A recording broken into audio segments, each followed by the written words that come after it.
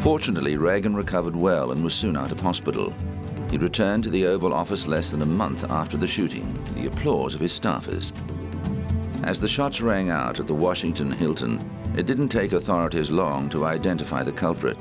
He was John Hinckley Jr., the son of a wealthy, well-connected Texan oil family. Hinckley had become obsessed with the 1976 movie Taxi Driver, in which a character played by Robert De Niro plots to assassinate a presidential candidate. He fixated on actress Jodie Foster, who portrayed a teen prostitute in the film. In 1980, Foster was studying at Yale University, and Hinckley enrolled at the college in an attempt to get near her. He left love letters and poems in her mailbox, and on March 29, he saw the president's schedule in the newspaper and decided to do something so spectacular it would grab Foster's attention. Due to my profession as an actress, I've often been contacted by strangers. I discourage all strangers from calling or visiting me. I receive a great deal of unsolicited mail, but I seldom read it. I've never met, spoken to, or in any way associated with one John W. Hinckley. Last fall, I received several pieces of unsolicited correspondence signed John W. Hinckley or JWH, and I threw them all away. This is not uncommon, as I receive a great deal of similar unsolicited correspondence. At the beginning of March, I received three or four or more notes similarly signed, and on March 6, 1981, I gave them to my college dean, who in turn gave them to the Yale police. These are now in the custody of the FBI. In none of these letters and notes I received was any mention, reference, or implication ever made as to violent acts against anyone, nor was the president ever mentioned. I've cooperated fully with the FBI, the Secret Service, and the U.S. Attorney's Office, and I will continue to do so. The aftermath of the shooting saw Hinckley in jail and Foster under siege from the press. For years afterwards, any mention of the shooting would be enough to have the actress immediately leave the interview.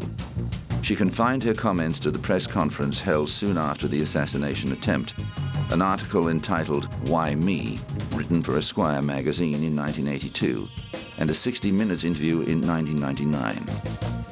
Foster was also compelled to testify that she had no relationship with Hinckley at his 1982 trial. Hinckley's family hired the best defense money could buy, high-powered lawyer Vincent J. Fuller, who successfully argued that Hinckley should be found not guilty on the grounds of insanity. Instead of a life in jail, Hinckley was admitted to a psychiatric hospital for an indefinite period. There he remains, although he's since been allowed out to spend time with his family. Reagan served out his term as president and won the next election by a landslide, despite being well into his 70s. His vice president, George Bush, succeeded him. Jodie Foster went on to have an Oscar-studded career, specializing in playing victimized women who fight back against their attackers.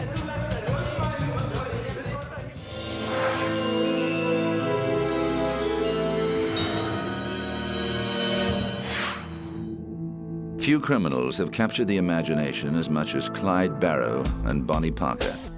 The couple attracted national headlines during their crime spree throughout Depression-era Midwest America. Bonnie Parker was born in 1910 to a poor Texan family. She excelled at school and was particularly known for her creative writing. Married at 15, she separated from her unreliable husband 3 years later and was supporting herself as a waitress when she met Clyde Barrow in 1930. A year older than Bonnie, Clyde came from a poor farming family and had done time in the Texas prison system for his role in various small-time crimes. It was love at first sight for the couple, but only weeks after they met, Clyde was sent back to jail. A love-struck Bonnie smuggled him a pistol, and he escaped briefly before being recaptured.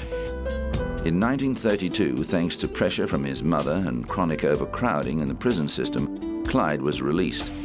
Before long, the petty crim and his associates moved on to bigger things, killing a man during a store robbery gone wrong, and murdering a sheriff's deputy, the first of 9 lawmen to meet their death at the hands of the Barrow Gang.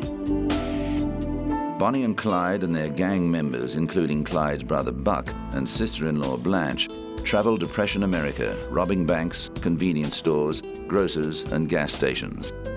The glamorous couple became national celebrities. Their fame increased when a raid on one of their hideouts uncovered a roll of exposed film, and the photos included Bonnie posing with Clyde's beloved Browning automatic rifle, although later evidence suggested she never actually shot anyone herself.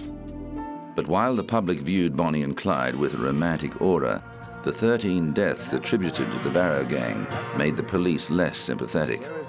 They had cornered Clyde several times and killed or wounded several of the gang, including Buck. But an encounter with Clyde's arsenal of stolen weapons inevitably led to police fatalities. A posse was set up to secretly hunt down Bonnie and Clyde by using gang member Henry Methuen. In return for a pardon, Methuen deliberately lost the gang, knowing that Bonnie and Clyde would go on to the rendezvous point at his parents' house in Gibbsland, Louisiana. At 9:15 a.m. on May the 23rd, 1934, when Bonnie and Clyde sped in their stolen Ford V8 along a laneway near the Methuen farm, shots rang out as the party of 6 lawmen emptied first their automatic weapons, then their shotguns, and then their pistols into the car, an estimated 50 rounds of ammunition. The couple didn't have a chance. A crowd quickly gathered, and locks of Bonnie's hair, snippets of her clothing, and fragments from the car were taken as grisly souvenirs before an angry coroner arrived at the scene and ordered it to be secured.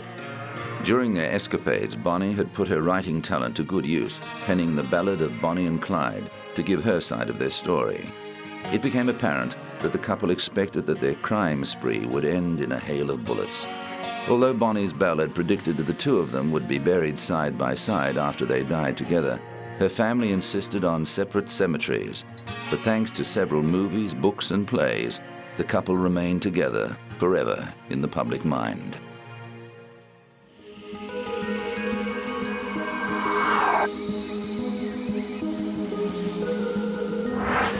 Coming up, a homespun hero goes to jail.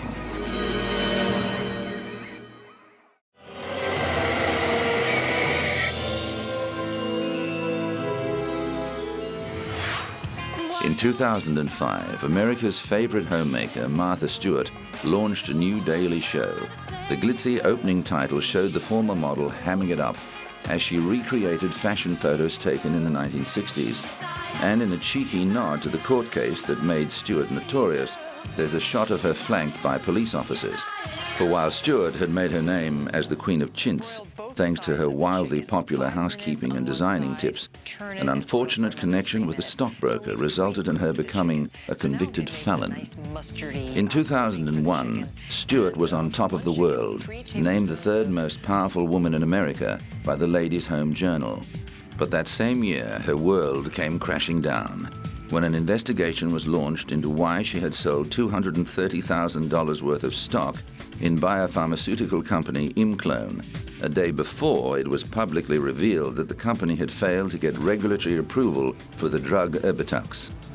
Imclone executive officer Samuel Waxel and Stewart stockbroker Peter Bakanovic were also charged and later convicted. Stewart denied any wrongdoing, and her case dragged on for 2.5 years, going to trial in early 2004. She was charged with securities fraud, obstructing justice, conspiracy, and making false statements during the insider trading investigation. The judge threw out the securities fraud charge, but the jury of 8 men and 4 women found Stewart guilty of the other charges, and there was great speculation as to the sentence she'd receive. And so far as the sentencing for Martha Stewart, she's going to get jail. There's no doubt about that. The only question is, how long? Why? The federal sentencing guidelines demand that she gets jail. The likely range is between 15 to 21 months, given the fact that she was convicted of obstruction and lying to the authorities. Stewart was ultimately sentenced to 5 months jail, with a further 5 months to be served in home detention as part of a 2-year period of supervised release, the minimum term available, and fined $30,000. A related civil case was settled in 2005, with Stewart agreeing to a 5-year ban preventing her from serving as a director or CEO of any public company. Bakanovic received the same sentence as Stewart, while Waxel was sent to jail for more than 7 years. The case deeply divided Americans, with many of Stewart's fans remaining staunchly loyal and accusing prosecutors of engaging in a witch hunt against a high-profile, powerful woman. Every court appearance saw her surrounded by vocal fans protesting her treatment. However, prosecutors saw the publicity surrounding the trial as sending the message that no one was so rich or important that they were above the law. Stewart maintained her innocence throughout the trial and said she was deeply humiliated by the verdict. Today is a shameful day. It's shameful for me and for my family and for my beloved company and for all of its employees and partners. What was a small personal matter became over the last 2 years an almost fatal circus event of unprecedented proportions. But despite being forced to step down from the helm of her company, Stewart was determined not to let a criminal conviction hinder her career. And I'll be back. I will be back. Whatever I have to do in the next few months, I hope the months go by quickly. I'm used to all kinds of hard work, as you know, and I'm not afraid. I'm not afraid whatsoever. Sure enough, before long, Stewart was back in the public eye, candid and good-natured about the 5 months she'd spent in federal prison. On television in 2005, she cheerfully hiked up the hem of her trousers to show off the electronic monitoring bracelet she wore as part of the home confinement sentence.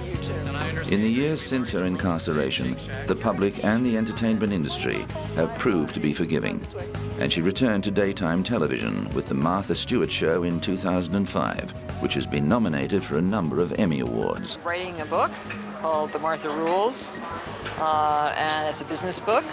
My baking book, my first book in 6 years, cookbook, comes out in November, and I'm real excited about that, and many, many, many, many more things.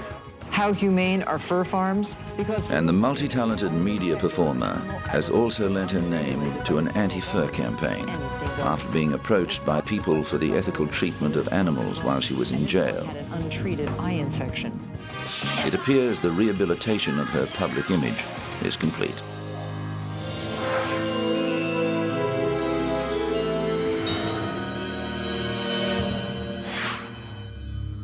The American secret bombing of Cambodia during the Vietnam War was a crime in itself, denied and covered up for years.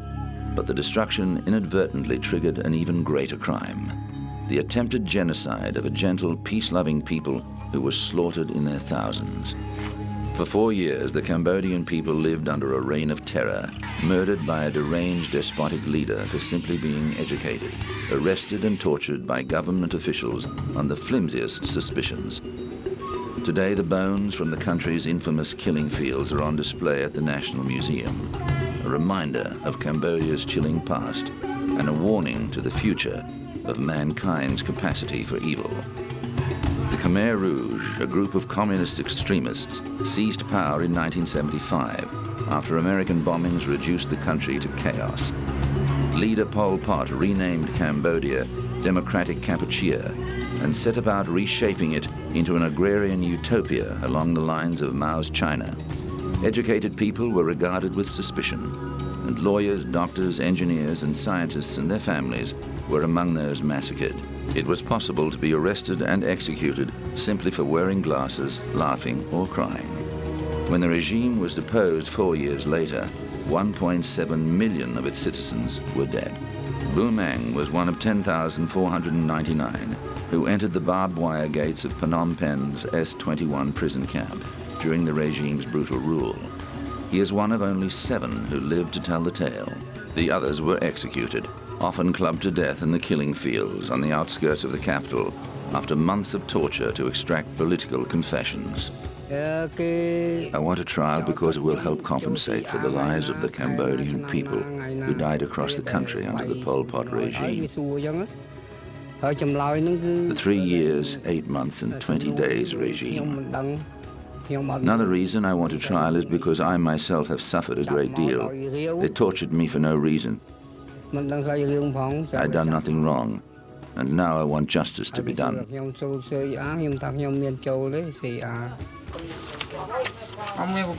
I didn't know what they were accusing me of. They just came and arrested me and took me to S21. When I got there, I found out they were accusing me of being a CIA spy. They kept on asking me questions about this while they were torturing me. I replied, I just don't know. I'm not working for the CIA. Justice has been slow for people like Bu Mang, and it's taken more than 20 years for a criminal tribunal to be set up. Meanwhile, the Cambodian people continue to rebuild their lives and work at healing the wounds left by 3 decades of conflict.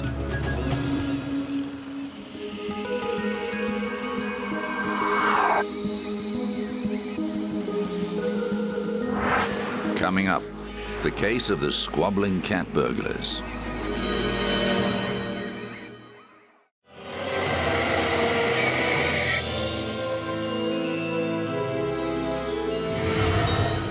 A year before, September 11 had focused the world's attention on Al-Qaeda. The terrorist group flexed its muscles against the sailors of the USS Cole. The U.S. Navy guided missile destroyer was harbored in the Yemeni port of Aden on October the 12th, 2000 for a routine fuel stop. Operations were proceeding as normal. Fueling began at 10:30 a.m., an hour after the boat docked. At 11:18 a.m., a boat that appeared to be a garbage vessel came alongside the Cole, and its occupants greeted the Americans with a wave. Without warning, the boat exploded, blowing a 40-foot hole in the destroyer's side, killing the 2 suicide bombers and 17 American sailors. 39 people were injured. The bombing sent shockwaves throughout the United States. Terrorists are determined to intimidate and prevent the United States from pursuing our worldwide national security interests, and they will continue to tenaciously look for exposed seams in our force protection armor. Their fundamental conclusion is that we must view terrorists as a relentless enemy and, quote, confront the terrorists with the same intensity and discipline that we've used in the past to defeat conventional antagonists. An FBI investigation and 2 Pentagon reviews recommended tighter security for American forces abroad. Investigations pointed the finger squarely at the Al-Qaeda organization, a terrorist group founded by wealthy Saudi dissident Osama bin Laden that was also implicated in the 1998 U.S. embassy bombings in Tanzania and Kenya.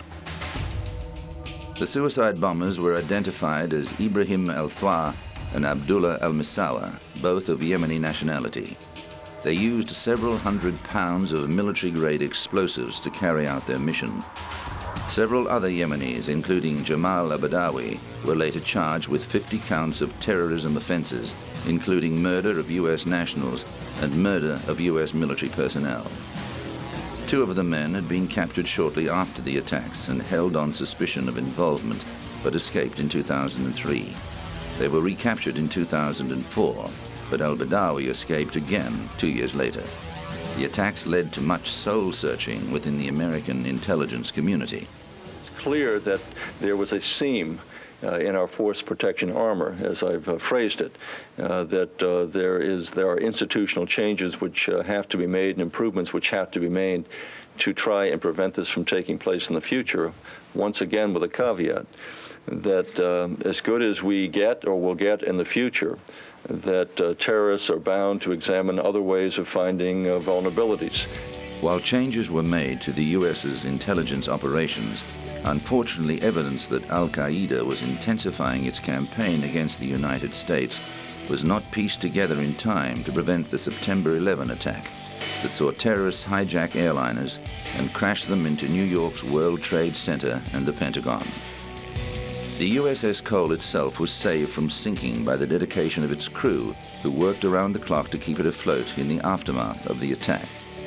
The Blue Marlin, a transport ship more used to carrying oil rigs than a destroyer, brought the 8,300-ton vessel home. Al-Badawi turned himself in to Yemeni authorities in 2007, but was pardoned by the government after pledging to renounce terrorism. However, he remains on the FBI's most wanted list with a $5 million bounty on his head. In 2007, a U.S. federal judge ruled that the Sudanese government had contributed to the attack through its support for Al-Qaeda and ordered it to pay $8 million in compensation to the families of the 17 victims. As a result of the bombing, the U.S. Navy stepped up its random anti-terrorism measures and opened a special warfare center to develop tactics, equipment, and training to combat terrorists. After 14 months of repair, the USS Cole went back into service. It is currently stationed off the coast of Lebanon. A memorial at Aden Harbor provides a constant reminder of the high price paid by 17 men and women of the USS Cole on that fateful day in the year 2000.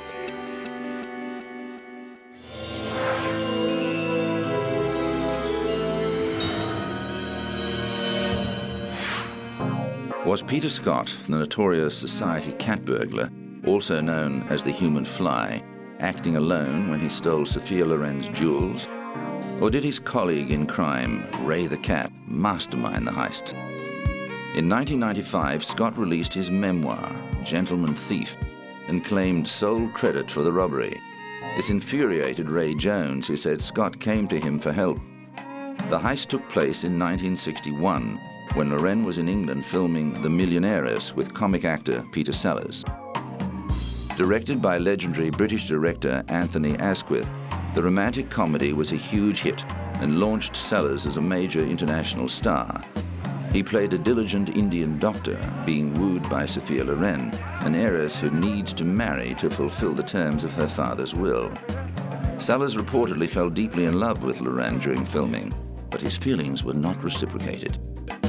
The screen beauty insisted on wearing her own jewels on set, rather than fake baubles from the wardrobe department. This proved to be her undoing when they were stolen from her room at the Norwegian Barn Hotel in Elstree.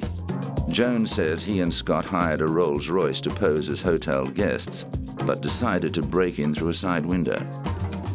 Scott in turn says the robbery was carried out by him and him alone. The stolen items included a £300,000 necklace and, famously, a pair of Loren's knickers. Were you wearing these jewels in the picture that you're making now, The Millionaire? Just the day before, I was wearing my sapphire necklace with diamond earrings and a sapphire ring. And at the end of the scene, I brought them home. I wish I didn't. At least I would have. Have you never heard that there's a theatrical superstition that it's unlucky to wear real jewelry on the stage or the set? No, first of all, I'm not superstitious at all. And no, I never heard of it before. Maybe it's a very well-known thing in England, but not in Italy. But Scott's pride in his exploits turned out to be his downfall, and he was nabbed after boasting about the robbery to some fellow crims. Loren wasn't his only celebrity victim. Scott stole jewels from Judy Garland, Shirley MacLaine, Zsa Zsa Gabor, Mia Farrow, and Ginger Rogers, among others. In 1959, he robbed Lauren Bacall in London, but was forced to ditch the loot while being chased by police. He later offered police a deal, him in jail or the jewels returned. They chose the jewels.